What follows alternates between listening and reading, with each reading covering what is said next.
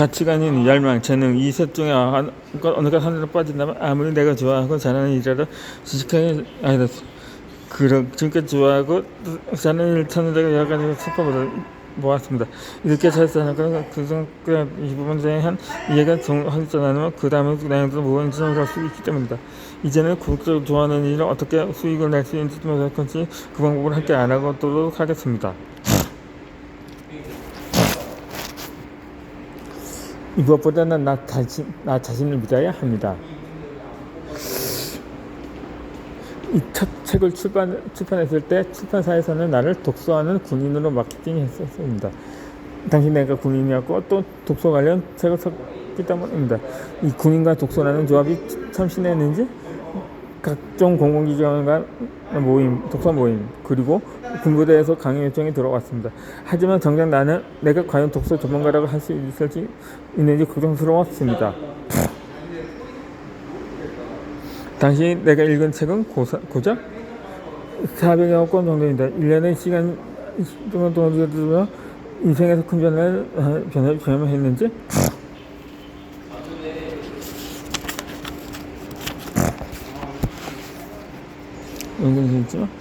대부분이 자기 개발서였고 역사와 시사 분야에는 취약할 수밖에 없었습니다. 주변 지인에 한해서 나한테 독서계나 하는 사람이었는지 처음 보는 사람에게 독서 전문가라고 당당하게 명함을 내밀기가 부끄러웠습니다. 그래서 나는 브랜딩 전략을 바꾸기로 했습니다. 내가 타기 들어서 독자층은 독서를 어느 정도 했던 사람들이 아니었습니다. 그들에게는 내가 지식을 전설해봤다서 이미 알고 있던 지식의 확률이 높았습니다. 나의 핵심 특기는 독서를 제대로 실천해본 경험이 적거나 책에 대해 막연히 두려움을 갖고 있는 사람들이었습니다. 이렇게 생각받고는 사실 문제될 게 전혀 없었습니다. 이 모든 사람을 대상으로 독서 전문가가 포지셔닝 했다면 당연히 반감을 샀을 것입니다. 제가 독서 전문가라는데 말해보니까 그 책도 안 읽었던데 그쪽 지식이 무지하던데 하고 말입니다. 그러나 구체적인 타깃을 설정하고 그들을 위한 책을 쓰고 그들을 위한 콘텐츠를 만들자 오히려 타깃층으로 삼지 않았던 사람들에게서 후회적인 반응이 나왔습니다.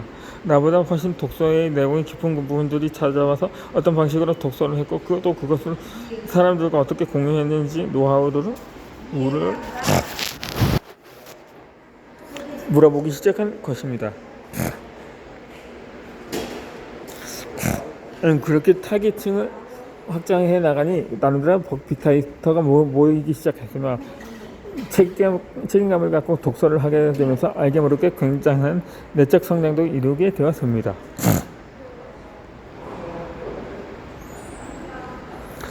최근에 아주 인상 깊었던 강연 하나를 듣습니다. 강연을 진행한 분들은 이름만으로 누구나 다 하는 사업체를 소유하고 싶어하고 지금 많은 사람들 도와주며 살고 있습니다. 그분의 강연이 끝나자 누군가의 사업을 위한 조건을 토론하기 시작했습니다. 이제 막 사업을 시작한 지 1년이 되어가는 누구를 가장 돈 많은 틀에 삼으면 될까라는 질문을 던진 것입니다. 그때 그분이 이렇게 대답했습니다. 이 3년에서 5년 차로 본인의 사업을 잘 만들어가고 있는 사람을 많도록 삼으세요.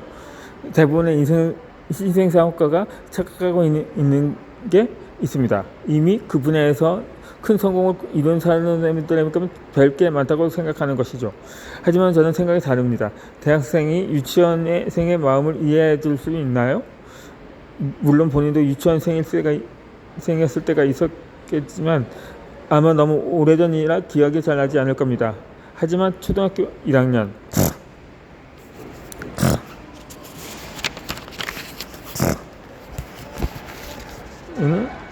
유치원생의 마음을 너무 잘 이해하겠죠. 사업도 마찬가지입니다. 3년에서 5년 차의 이 선배 사업가들 본인에게 가장 큰 도움이 될 겁니다. 그 말을 듣고 정말 100% 동의했던 기억이 있습니다. 많은 사람의 본인의 전공이나 좋아하고 저는 지금 자신한테 테스트를 봅니다. 이게 내가 그냥 좋아하는 건데 이걸 어떻게 돈을 번도 친구들 사이에서 그때도 꽤 좋아한다 생각합니다. 하지만 이 분야에서 성공적으로 보는 사람들은 보면 제가 높은 분이 넘어 없는 벽이 있어요. 그래서 일단 병을 갔어요. 표면적으로 보면 많은 말입니다. 선진수화한다고 수익을 냈었고, 그러니까 하지만 정보가가 아니기 때문에 사람들에게 신뢰감 주지 못할 수 있습니다. 하지만 이때 생각과 달리 자신의 티켓팅 누구인지 또 찾아야 합니다. 이 부분을 기원하는데 선생님만이 로또로 가치가 한다고 있다면 성공한 사람들 창현이 사라질 수밖에 없습니다.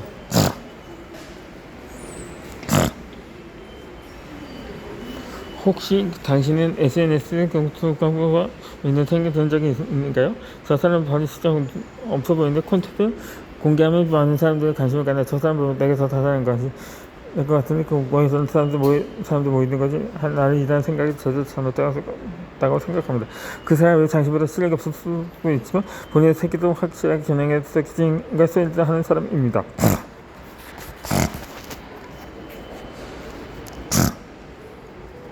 그러니 당연히 그중에서는 바탕을 안정적인 수익을 내는 것입니다. 실력이 없어 보이지만 사람들이 그 사람에게 열광한다면 우리는 단순히 그 사람을 비난할 것이 아니라 그를 분석해야 합니다. 어떤 사람들은 타깃 돈을 샀는지 무엇을 파는지 스타이킹은 어떻게 되는지 스타이킹은 어떻게 선정했는지 등을 꼭 정확해야 합니다. 저 사람만의 특별한 게 뭘까? 그러면 나에게 한 사람 특별하겠지만 나한테 한 특별 매력으로 무엇을 쌓을 수 있을까 하며 끊임없이 고민하고 연구해야 합니다. 물론 우리는 궁극적으로 우리가 좋아하는 분야에서 최고가 되어야 한다는 목표를 갖고 있어야 합니다. 하지만 처음부터 모든 것을 해내려고 하면 그렇게 수 있습니다. 내가 터보라면 왕초보를 찾기도 하면 브랜드가 궁수라면 터보.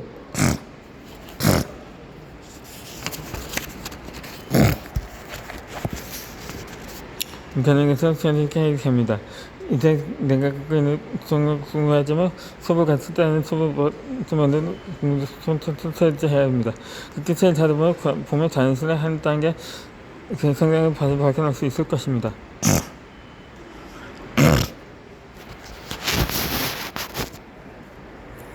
사람들의 마음을 움직이는 콘텐츠를 만드십시오. 콘텐츠는 내 정체를 보여주는 창작물입니다. 유튜브들이 영상에 자신만의 스타일을 편집해서 유튜브에 올리는 것은 콘텐츠고 인스타그래머들이 카드뉴스 형식으로 본인을 브랜딩하는 것도 콘텐츠입니다. 이때 잘되는 콘텐츠 반드시 공감이라는 키워드가 존재합니다. 여러분이 이걸 읽고 있는 이유는 아마도 내 SNS 채널 홍보면 내가 도대체 무엇을 하는 사람인지 궁금했거나 프롤로그에서 써둔 문장 등 마음을 움직이는 무언가를 느꼈기?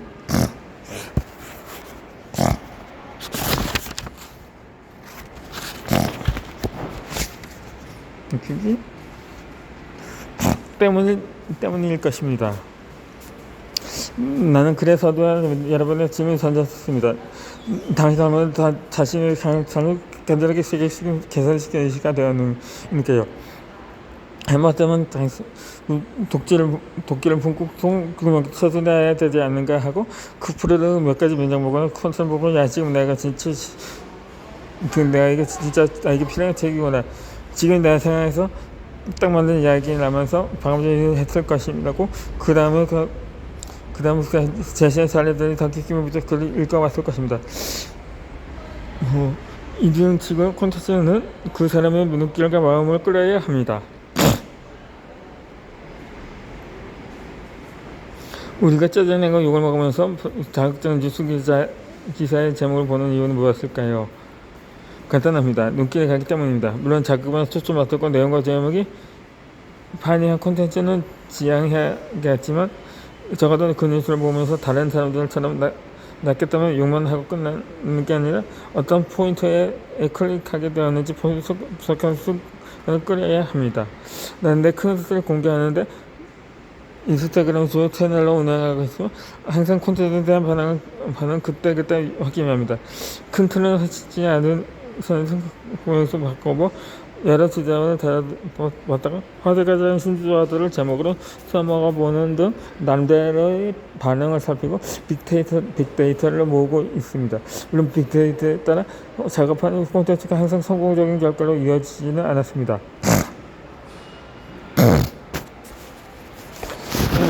뭐가 아니고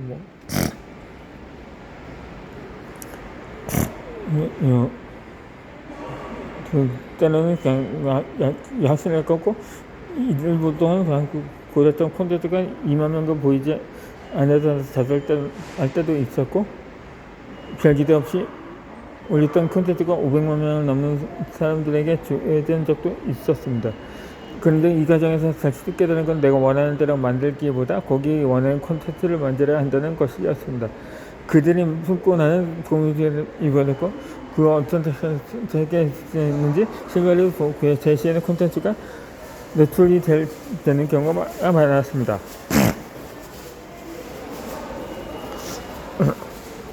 어렵게 생각할 필요가 없습니다. 여러분이 닭고기 사업을 하고 있다고 가정해 봅시다. 집에서 우연히 쭈꾸미와 닭을 섞어서 요리를 해보았는데 예상보다 조합이 괜찮았습니다. 생각해보니 쭈꾸미와 닭을 섞은 제품 시장 없는 것 같고 한번 개발해보는 것도 나쁘지 않을 것 같습니다. 하지만 그 전에 반드시 시장 분석과 예상 소비자 취향을 조사해야 합니다. 단순히 내 직감을 얻고 그 제품 순수히 진행한다면 변수도 많고 성공 확률도 크게 낮습니다. 기업에 대한 정보도 없이 그저 감에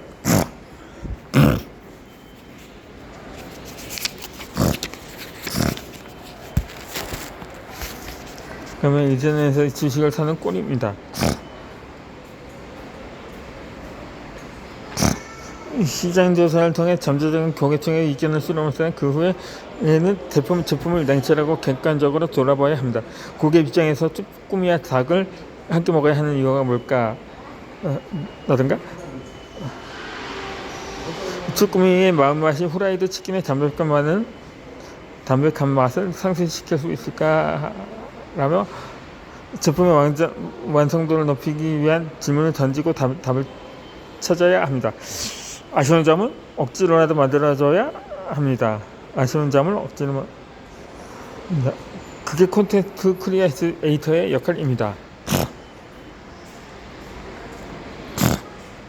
이처럼 좋은 콘텐츠란 내가 아닌 고객의 아쉬운 점을 채워주려고 긁어두는 것입니다. 만약 아쉬운 점이 없다고 해도 다시 한번 강조해도 지나치진 않습니다.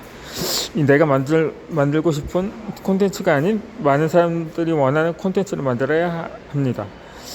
이 점을 알고 콘텐츠를 만드는 사람과 그렇지 않은 사람의 차이는 계속해서 벌어질 수밖에 없습니다. 사람들이 무엇을 원하고 왜 원하는지를 분석한 뒤에 접근 방식을 고심합시다. 그리고 항상 문제점과 아쉬운 점을 제시해야 합니다. 이 공감과 만족보다는 부족함과 아쉬움을 느끼고 그 문제를 해결할 실마리를 품은 콘텐츠가 사람들의 이목을 집중시킵니다.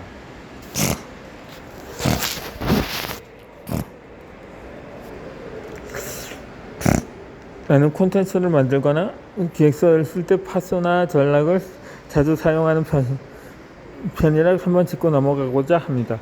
이 파소나 기법의 첫 번째는 문제제기입니다. 고객의 문제, 즉 고객이 지금 고민하는 지점들을 짚어내고 공감을 이끌어냅니다. 이 두 번째는 친감입니다. 구매자가 느끼는 아픔과 욕구를 나도 갖고 있음을 어필합니다.